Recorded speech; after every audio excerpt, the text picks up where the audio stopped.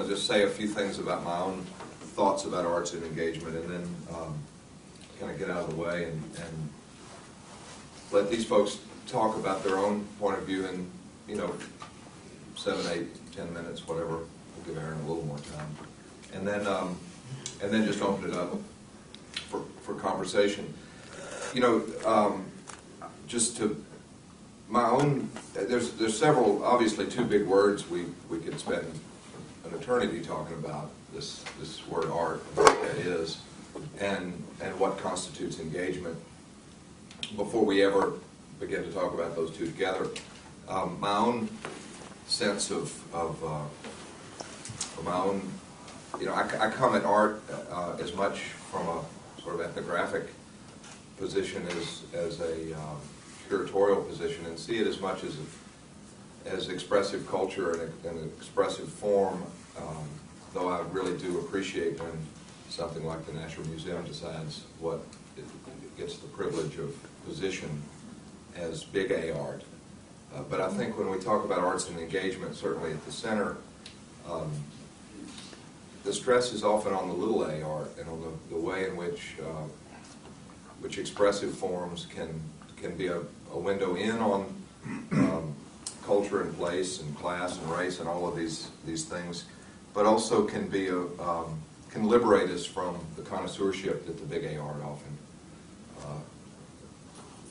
doesn't create the same sense of liberation of discourse.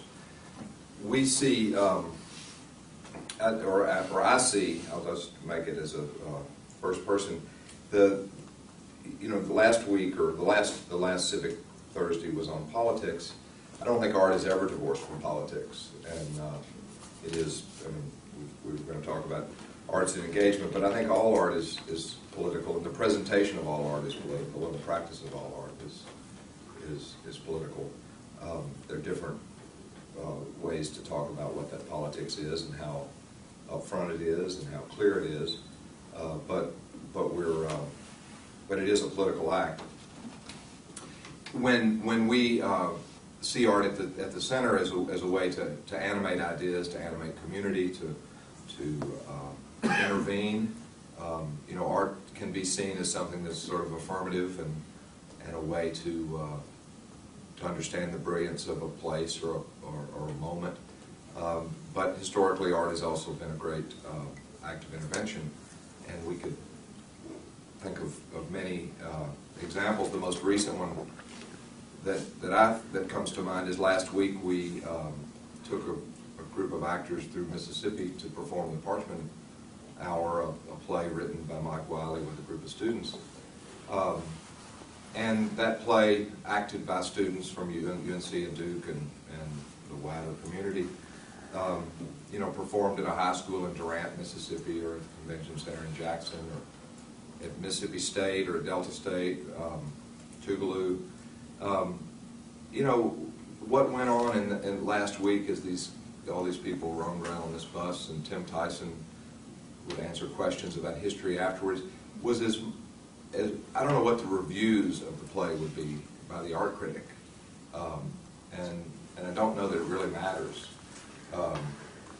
although I think they could have been very, very positive and glowing, but I don't think that was really what was going on. It was the engagement the students were having with the experience, the engagement that this is a play based on the Freedom Rides and written in connection with the 50th anniversary.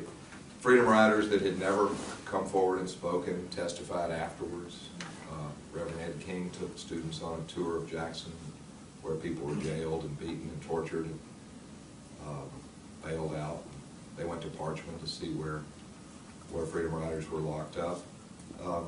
So the engagement around that was profound, and the engagement with the communities it went to, even people in the communities who didn't want to see it, and who certainly 50 years ago didn't want to see it.